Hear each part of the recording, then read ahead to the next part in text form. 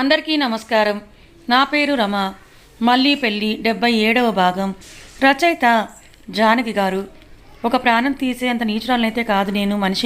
మనిషి ప్రాణం ఏంటో నాకు తెలుసు. అమ్మలేదు, ఒంటరి జీవితం అంటే ఏంటో అన్నీ చూసిందాన్ని. నువ్వు నా మీదలే నిందలు వేస్తే నేను అస్సలు ఊరుకోనని ఏడుస్తుంది సోనాలి.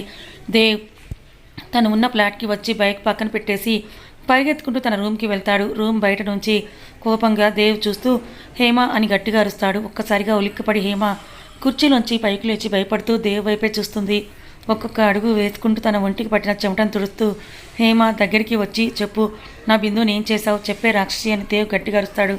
నేనేం చేశానని వణుకుతున్న గొంతుతో హేమ అంటుంది. పిచ్చి పిచ్చి వేషాలు వేస్తావంటే నాలో ఉన్న రాక్షసుని చూడవలసి వస్తుంది. హేమ అసలు తను ఏం చేసింది? ఏ రోజైనా నేను ఒక్క మాట కూడా అనలేదు కదా. పోనీ ఎవరు నువ్వు ఇక్కడ ఎందుకున్నావని అడిగిద్దా? తను నిన్ను దగ్గర చేయాలనుకుంది, తను దూరం అవ్వాలనుకుంది. అలాంటి మనిషిని ఏం చేశావే నువ్వు చెప్పు అని కోపంగా అరుస్తాడు దేవ్. భయంతో 2 చెవులు మూసుకుంటుంది హేమ. నువ్వు చెవులు మూసుకున్నా సరే లేదా కళ్ళు మూసుకున్నా సరే నేను ఇక్కడే చంపి పాతి పెట్టేస్తాను. ఏమనుకుంటున్నావు చెప్పవే, నా బిందు ఏం చేశావు అని అరుస్తాడు దేవ్ కోపంగా. హేమ ఎందుకలా అరుస్తున్నావు? నేను ఈ బిందు నేను చేయలేదు, నాకు అంత అవసరం కూడా లేదని చెప్తుంది. అబద్ధాలు చెప్పావంటే 4 కోసేస్తాను. ఏమనుకుంటున్నావు నువ్వు? పెద్ద టార్చర్ చేసేదానివని నాకు తెలుసు, కానీ ఏ రోజు తన నోరు విప్పలేదు. నన్ను ఇలా సాధిస్తుందని కూడా అలా అంటుందని ఎప్పుడు చెప్పలేదు. అలాంటి బిందుని ఎందుకు ఇలా చేశావు? నాకు ఎందుకు దూరం చేస్తున్నావు? నీకు డబ్బు కావాలంటే నేను ఎంతైనా ఇస్తాను, కానీ నా బిందుని నాకు దూరం చేయొద్దు అని దేవ్ హేమ కాలు పట్టుకుంటాడు. తను వెనక్కి అడుగులేస్తూ నీకేమైనా పిచ్చి పట్టిందా? నువ్వు నా కాలు పట్టుకుంటావేంటి? నేను నిజమే చెప్తున్నాను, నీ బిందు నేనేం చేయలేదు, నాకంత అవసరం కూడా లేదు అని చెప్తుంది హేమ. నీ కాలు పట్టుకున్నా నీ మనసు కరగలేదా హేమ? నీకేం కావాలో చెప్పు, నేను పెళ్లి చేసుకోవాలి, నీతో ఉండాలి, అంతే కదా. నేను సిద్ధంగానే ఉన్నాను, కానీ బిందుని మాత్రం ఏమీ చేయొద్దు. తను అమాయకురాలని ప్రాధేయపడతాడు దేవ్ ఆమెతోటి. మీకేమైనా పిచ్చి పట్టిందా ఏంటి? ఏం మాట్లాడుతున్నారు మీరు? నేను తనని ఏం చేస్తాను? నిజంగా నాకేమీ తెలియదని చెప్తుంది హేమ. నీకు అసలు మనసే లేదా? నేను ఇంతగా ప్రాధేయపడుతున్నానని దేవ్ అంటాడు. తను నిజంగా తెలియదు, తెలిసిందని చెప్తాను. ఇలా కిడ్నాప్ చేయడం నాకు రాదు. మీరంటే ప్రేమ అంతే. తనని కిడ్నాప్ ఎవరు చేశారో కూడా నాకు తెలియదు, అది ఎందుకు చేశారో అయితే అస్సలు తెలియదు అని తన రూమ్లోకి వెళ్ళిపోతుంది హేమ. హేమ కిడ్నాప్ చేయకపోతే మరి ఇంకెవరు బిందుని తీసుకెళ్తారు? భగవంతుడా, నా బిందు ఎక్కడ అని గట్టిగా అరుస్తూ కన్నీళ్ళు పెట్టుకుంటాడు దేవ్. నిజంగానే నీకు బిందు గురించి తెలియదా సోనాలి? నేను నిజమే చెప్తున్నా భాస్కర్, నిజంగా తన గురించి నాకేం తెలియదు. ఇప్పుడు నువ్వు చెప్తే కానీ నాకు తెలియదని చెప్తున్నాను కదా. ఎందుకు నువ్వు నన్ను నమ్మడం లేదంటుంది సోనాలి. మరి తనని ఎవరు కిడ్నాప్ చేశారు? అంత అవసరం ఎవరికి ఉంది అని భాస్కర్ ఆలోచిస్తూ ఉంటాడు. ఇంతలో తన ఫోన్ మోగుతుంది. ఎవరు ఫోన్ అని చూస్తాడు భాస్కర్. దేవ్ ఫోన్ అది. లిఫ్ట్ చేసి హలో దేవ్, ఎక్కడున్నావు నువ్వు అని అడుగుతాడు భాస్కర్. నేను ఫ్లాట్లో ఉన్నా, నువ్వు త్వరగా రా అని దేవ్ అంటాడు. అక్కడేం చేస్తున్నావురా అని భాస్కర్ అడుగుతాడు దేవుణ్ణి. ఒరే ఇప్పుడు నన్ను ఏమి అడక్కు, నువ్వు అర్జెంటుగా ఇక్కడికి రా, త్వరగా వస్తున్నావా లేదా అది మాత్రమే చెప్పు అని దేవ్ అడుగుతూ ఉంటే వస్తున్నాను ఇప్పుడే బయలుదేరి అని అంటాడు భాస్కర్. అయితే త్వరగా రా అని ఫోన్ పెట్టేస్తాడు దేవ్. ఎక్కడికని అడుగుతుంది సోనాలి. దేవ్ ఉన్న ఫ్లాట్కి వెళ్తున్నాను అని చెప్తాడు భాస్కర్. అయితే నేను కూడా వస్తానని చెప్తుంది సోనాలి. వద్దు, ఇప్పుడు కానీ వాడిని చూస్తే నిన్నేం చేస్తాడో కూడా నాకు తెలియదు. వద్దు సోనాలి, నువ్వు ఇంటికి వెళ్ళని చెప్తాడు భాస్కర్. లేదు, నేను ఏ తప్పు చేయనప్పుడు ఎందుకు భయపడాలి? నేను కూడా నీతోనే వస్తాను, బిందుని వెతకడంలో మీకు హెల్ప్ చేస్తానని ప్లీజ్ అని బతిమలాడుతుంది సోనాలి. సరే అయితే రా అని భాస్కర్ బైక్ ఎక్కించుకొని బండి మీద దేవ్ ఉన్న ఫ్లాట్కి బయలుదేరుతారు. దిగులుగా కూర్చొని ఉంటుంది బిందు. ఇదేంటి వాడు మళ్ళీ వస్తున్నాడా? డోర్ తీసిన సౌండ్ వస్తుందేంటి అని పక్కనున్న టేబుల్ పైన చాకుని చేత్తో పట్టుకుని ఉంటుంది బిందు. డోర్ తీసుకుని లోపలికి వచ్చిన ఆ వ్యక్తి ముఖానికి అంతా కూడా మాస్క్ వేసుకొని ఉంటాడు. బిందు కోపంగా వాడినే చూస్తూ నన్ను ఎందుకు కిడ్నాప్ చేశావని అడగను, కానీ నువ్వు నన్ను ఏదైనా చేయాలనుకుంటే మాత్రం నేను చంపేస్తాను, అర్థమవుతుందా నీకు అని అంటూ కోపంగా అరుస్తుంది బిందు. ఇంత అందంగా ఉన్నావు, నిన్ను నేను ఏమీ చేయకుండా ఎలా ఉంటానని నవ్వుతూ చెప్తాడు ఆ ముసుగు వేసుకున్న వ్యక్తి. పిచ్చి పిచ్చిగా మాట్లాడావంటే మర్యాద ఉండదు. అసలు నువ్వెవడిరా? నాతో ఎందుకు ఇలా ఆడుకుంటున్నావు? నేనేం పాపం చేశాను నీకని నాకే సమస్యలన్నీ వస్తూ ఉంటాయి. అసలు అమ్మాయిగా పుట్టడమే నేను చేసిన తప్ప అని అంటుంది బిందు. నువ్వు అమ్మాయిగా పుట్టావు కాబట్టి నువ్వంటే ఇష్టపడుతున్నానని చెప్తాడు ఆ వ్యక్తి. ఈ వాయిస్ నేను ఎక్కడో విన్నాను కానీ గుర్తు రావడం లేదు. అసలు ఎవరు నువ్వు? నా నుంచి ఏం ఆశిస్తున్నావని అడుగుతుంది బిందు. నీ నుంచి నేనేం ఆశిస్తున్నానో చెప్తే అది ఇస్తావా అని ఆ వ్యక్తి అడుగుతూ ఉంటే బిందు కోపంగా నేను చచ్చినా ఇవ్వనని చెప్తుంది. మరి అలాంటప్పుడు ఎందుకు అడుగుతావు? నోరు మూసుకొని పెట్టింది తిను. అక్కడ బుక్స్ కూడా ఉన్నాయి కదా, బాగా చదువుకో. టీవీ చూడు, లేదంటే అటుపక్క చాలా మొక్కలున్నాయి, అవి చూసి ఆనందపడు. లేదు అంటే నాతో కలిసి గేమ్స్ ఆడు అని చెప్తాడు ఆ వ్యక్తి బిందుతో. నువ్వేం చెప్తే అది నేను చెయ్యాలా? నేను చచ్చినా చెయ్యను అని చెప్తుంది బిందు. సరే చేయకపోతే మానే, కానీ నువ్వు సంతోషంగా ఉండాలి అంటే అదే నాకు ఇష్టం అని చెప్తాడు ఆ వ్యక్తి. ఇలా కిడ్నాప్ చేసి నన్ను సంతోషంగా ఉండమని అంటున్నావు?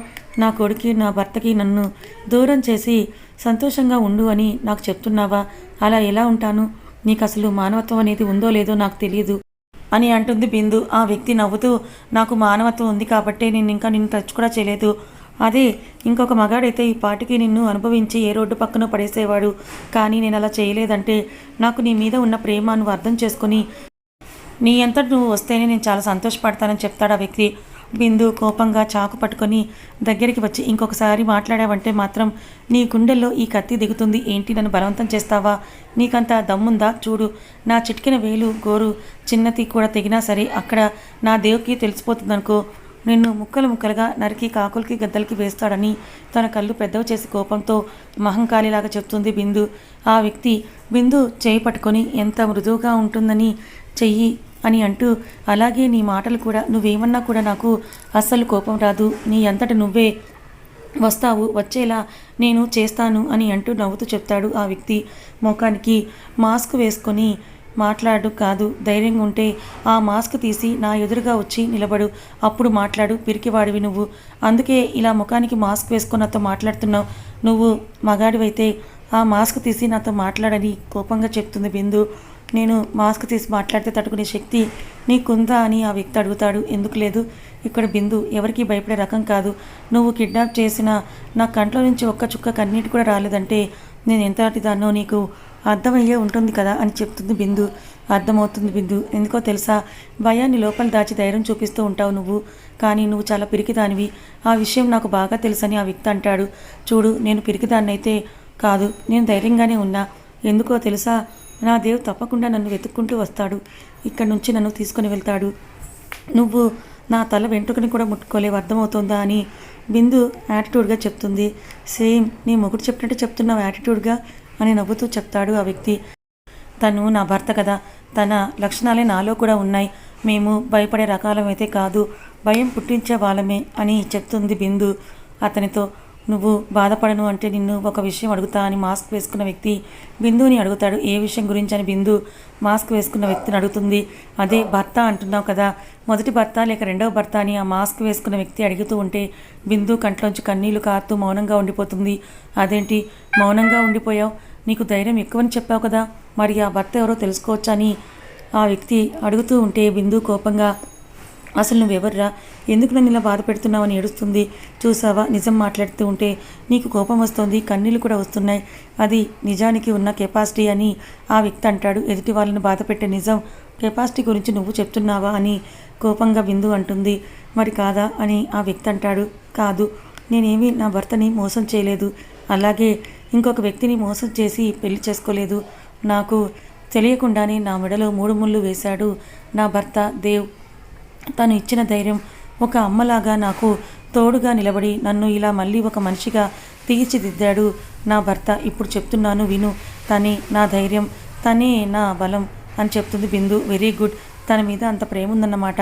చాలా ప్రేమ ఉంది, ఆ ప్రేమ నా జీవితాంతం పోదు. ఒకవేళ నువ్వు నన్ను ముట్టుకోవడానికి ట్రై చేసావే అనుకో, నీ ముందు పెట్రోల్ పోసుకొని తగలపడిపోతాను, గుర్తుపెట్టుకో అని బిందు వేలు చూపిస్తూ ఆ వ్యక్తికి చెప్తుంది. నీకంత ఛాన్స్ ఇవ్వను బేబీ, నువ్వంతటి నువ్వే నా కౌగిల్లోకి వచ్చేలా చేస్తానని ఆ మాస్క్ వేసుకున్న వ్యక్తి అంటాడు. అది ఎప్పటికీ జరగదని పక్కనున్న ఫ్లవర్ తీసి గోడకేసి కొడుతుంది. ఆ ఫ్లవర్ వాస్ ఎంత అనుకుంటున్నావు? ఎంతైతే నాకెందుకు, కోపం వస్తే నేను ఇలాగే పగలు కొడతా అని చెప్తుంది బిందు.